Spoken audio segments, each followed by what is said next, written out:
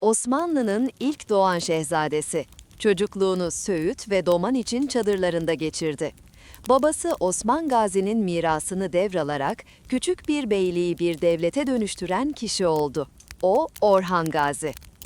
Bursa'nın fethiyle Osmanlı'nın ilk başkentini kuran, ilk düzenli ordunun temellerini atan ve ilk Osmanlı parasını bastıran hükümdar.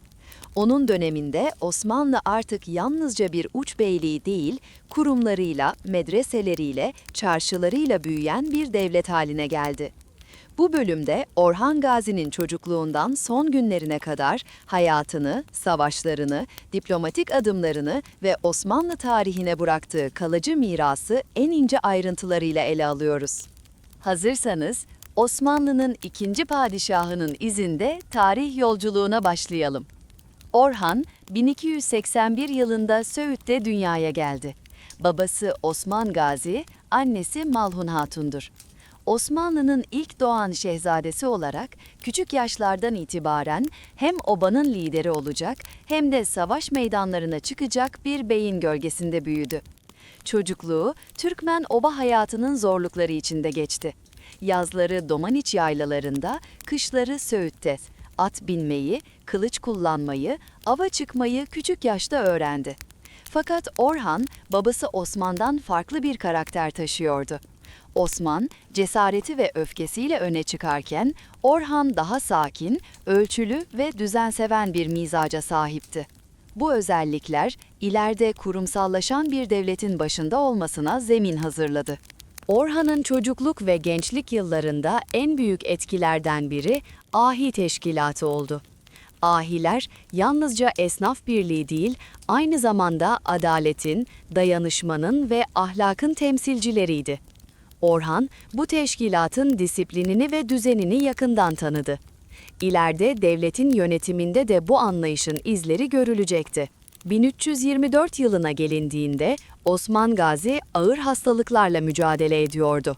Bursa kuşatması yıllardır sürüyor, Osman artık at sırtında sefere çıkamıyordu. O yıl 66 yaşında vefat etti.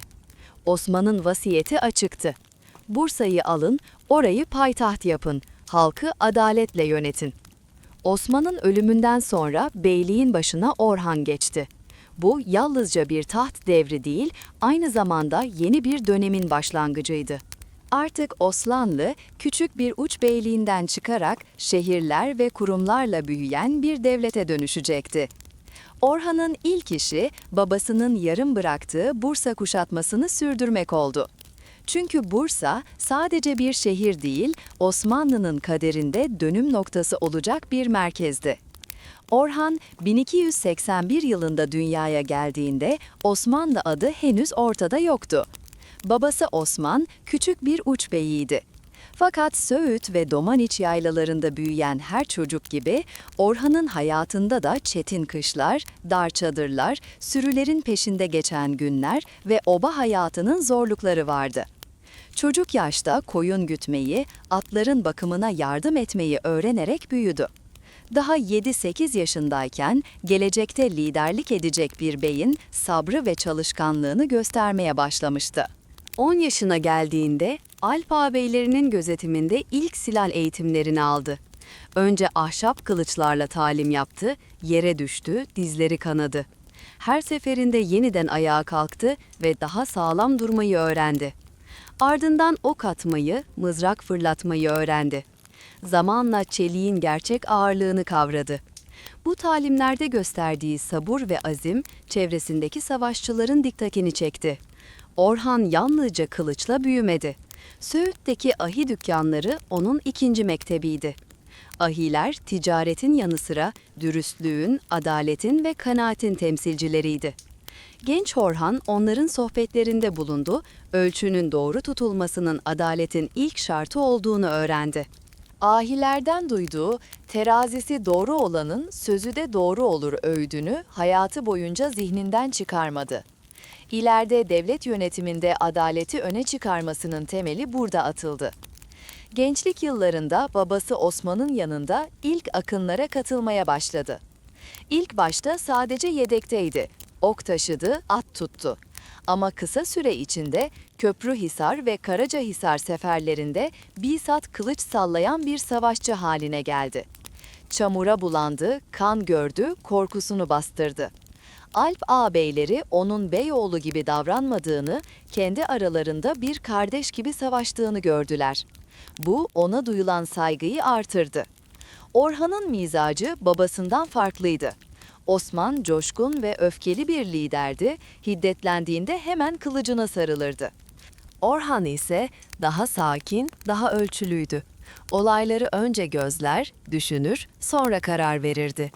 Bu yönüyle Alplerin gözünde güven veren bir lider, ahilerin gözünde dürüst bir müttefik, dervişlerin gözünde ise merhametli bir bey olarak tanındı.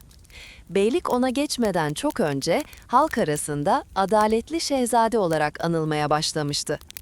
Henüz kendi mührü yokken bile sözü dinleniyor, hareketi takip ediliyordu. Onun gençlik yıllarında kazandığı bu güven, ileride Osmanlı'yı bir beylikten devlete dönüştürürken en büyük gücü olacaktı. Osman Gazi, ömrünün son yıllarında ağır bir hastalığa yakalanmıştı. Bir zamanlar atının üzerinde rüzgar gibi esen, kılıcını kaldırdığında düşmana korku salan bey, artık çadırında istirahat ediyordu. Onun gençlik yıllarında kazandığı bu güven, ileride Osmanlı'yı bir beylikten devlete dönüştürürken en büyük gücü olacaktı. Bursa kuşatması yıllardır sürüyordu. Fakat Osman artık sefere çıkamayacak kadar güçsüzleşmişti. 1324 yılına gelindiğinde Osman'ın hastalığı daha da ağırlaştı. Alpler ve aile fertleri çadırının etrafında toplanıyor, bir kısmı sessizce dua ediyor, bir kısmı gözyaşlarını saklamaya çalışıyordu. Osman, son nefeslerine yaklaşırken bile düşüncelerini memleketinden ve devletin geleceğinden ayırmadı. Yanında oğlu Orhan vardı. Osman, zayıflamış elleriyle oğlunu yanına çağırdı. Çadırın loş ışığında haritayı işaret ederek şu vasiyeti bıraktı. Bursa'yı al, orayı payitaht yap, halkı adaletle yönet. Adaletli ol ki devletin kökü sağlam olsun. Zulme meyletme ki halkın sana sadık olsun. Bu sözler yalnızca bir babanın oğluna öğüdü değil, aynı zamanda bir devletin temel felsefesiydi. Osman kısa süre sonra 66 yaşında hayata gözlerini yumdu. Önce Söğüt'e defnedildi, daha sonra vasiyeti gereği Bursa'ya nakledildi. Bugün Tophane'deki türbesinde yatan Osman, ardında küçücük bir beyliği ama büyük bir fikri bıraktı. Adaletle hükmeden, fetihle büyüyen bir devlet. Onun ölümüyle birlikte gözler Orhan'a çevrildi. Alpler, beyler ve dervişler otağın önünde toplandı. Orhan'ın karşısında diz çökerek bağlılıklarını sundular. Osmanlı'nın ikinci beyi artık Orhan'dı. Orhan'ın beyliğe geçişi yalnızca bir taht değişimi değildi. Osmanlı tarihinde yeni bir devrin kapısı açılıyordu. Osman'ın savaşlarla kurduğu düzeni, Orhan şehirlerle, kurumlarla ve devlet teşkilatıyla büyütecekti. Kuşatma yılları boyunca Bursa'nın çevresi sessiz bir tiyatro sahnesi gibiydi. Osmanlı çadırları surlardan görülebiliyor, dumanları gökyüzüne yükseliyordu. Geceleri ateşlerin ışığı surların taşlarına yansıyor, her parıltı içerideki halka kuşatmanın hiç bitmeyeceğini hatırlatıyordu. Orhan, kuşatmayı bir satranç oyunu gibi yönetti. Önce gözcüler gönderildi. Surların hangi noktasında kaç asker nöbet tutuyor, hangi kapı gündüz daha çok açılıyor, hangi kule geceleri daha zayıf korunuyor, bütün ayrıntılar kaydedildi. Osmanlı askerleri gündüzleri görünmeden tarlaları kontrol etti. Geceleri küçük baskınlarla Bizans'ın uykusunu böldü. Şehir halkı için hayat giderek dayanılmaz hale geliyordu. Çarşıda eskiden ipek balyaları ve baharat torbaları varken artık boş tezgahlar kalmıştı. Fırınlarda un tükenmiş, ekmek lüks haline gelmişti. Anneler çocuklarını doyuracak lokma bulamıyor, yaşlılar açlıktan yatağa düşüyordu. Her gün biraz daha umut kayboluyordu. Surlardaki Bizans askerleri de aynı çaresizlik içindeydi. Nöbetler artık disiplinle değil, yorgunlukla tutuluyordu. Osmanlı akıncılarının gece yarısı bağırışları, bir ok ya da bir davul sesi bile morallerini bozuyordu. Günler geçtikçe kale duvarları sağlam kalıyor ama insanların inancı yıkılıyordu. Dışarıda ise Osmanlı çadırlarında düzen hüküm sürüyordu. Orhan, alplerine disiplinli davranmayı emretmişti. Bursa düşerse kılıcımız değil adaletimizle kalırız diyordu. Her sabah alplere dua ettirilir, her akşam nöbetçiler titizlikle yerleştirilirdi. Osmanlı'nın sabrı Bizans'ın inancını kemiriyordu. Bir gün Bursa surlarının üzerinden dumanlar yükseldi. Şehirde yiyecek için kavga çıkmış, halk arasında çatışmalar yaşanmıştı. Orhan bu manzarayı uzaktan izledi. Artık vakit yaklaşıyor dedi yanındakilere. Çünkü bir şehir halkı kendi içinde kavga etmeye başladığında dışarıya karşı direnemezdi. 1326 baharında Bursa Tekfuru Osmanlı çadırına elçiler gönderdi. Elçiler ağır adımlarla Orhan'ın otağına girdiler. Teslimiyetin şartlarını konuştular. Şehir yağmalanmayacak, halka zarar verilmeyecekti. Orhan kabul etti çünkü bu Osmanlı'nın fetih anlayışına uygundu. Güçle alınan yer adaletle tutulmalıydı. Kapılar açıldığında Osmanlı askerleri düzen içinde içeri girdi. Ne düzensiz bir akın ne de yağma vardı. Halk şaşkınlıkla bu yeni düzeni izliyordu. Kadınlar ve çocuklar korkuyla köşelere çekilmişken Osmanlı askerleri yanlarından sessizce geçti. İşte Osmanlı'yı diğerlerinden ayıran buydu. Zaferden sonra intikam değil, düzen ve adalet geliyordu. Şehrin ortasında sancak dikildi. Ezan sesi ilk kez Bursa surlarının içinde yankılandı. Bu an yalnızca bir dini sembol değil, Osmanlı'nın yeni başkentini ilan eden bir işaretti. Ardından imar faaliyetleri başladı. Çarşı yeniden düzenlendi, fiyatlarda adalet sağlandı. Ahilerle işbirliği yapılarak pazar canlandırıldı. Subaşılar güvenliği üstlendi, sokaklarda huzur sağlandı. Kadılar davalara bakmaya başladı. Halk kısa sürede yeni düzene alıştı. Orhan ayrıca ilim ve ticareti teşvik etti. Medreseler inşa edildi, yeni hanlar yapıldı, kervan yolları güvence altına alındı. Bursa, kısa sürede yalnızca Osmanlı'nın başkenti değil, Anadolu'nun en canlı ticaret merkezlerinden biri haline geldi. Bursa'nın fethi, Osmanlı tarihinde bir kırılma noktasıydı. Artık Osmanlı bir uç beyliği olmaktan çıkmış, kurumlarıyla, başkentiyle ve düzeniyle bir devlete dönüşmüştü. Orhan'ın sabrı, disiplini ve adalet anlayışı bu dönüşümün temel taşı oldu. O gün Bursa'nın surları bir devrin kapanışını, Osmanlı tarihinin ise büyük bir başlangıcını ilan etti. Bursa'nın fethinden sonra Osmanlı tarihinin yeni bir perdesi açıldı. Artık Osmanlı yalnızca sınır boylarında akın yapan bir uç beyliği değildi. Şehri, pazarı, medresesi ve kurumları olan bir devlete dönüşüyordu. Bu dönüşümün mimarı ise Orhan Gazi oldu. Orhan babasından farklı bir yol izledi. Osman'ın hayatı çoğunlukla savaş meydanlarında geçti. Orhan ise hem savaş meydanlarında hem de şehirlerde kurumların ve düzenin başında görüldü. Bu ikili yönü Osmanlı'nın yüzyıllar boyunca ayakta kalmasının temelini oluşturdu. Bursa fethedilir edilmez Orhan işe imar faaliyetleriyle başladı. Şehrin merkezine camiler inşa ettirdi. Bunlardan ilki kendi adıyla anılan Orhan Camii'ydi. Bu cami yalnızca ibadet yeri değil, aynı zamanda bir eğitim ve sosyalleşme merkeziydi. Caminin çevresine medreseler, hanlar ve hamamlar yapıldı.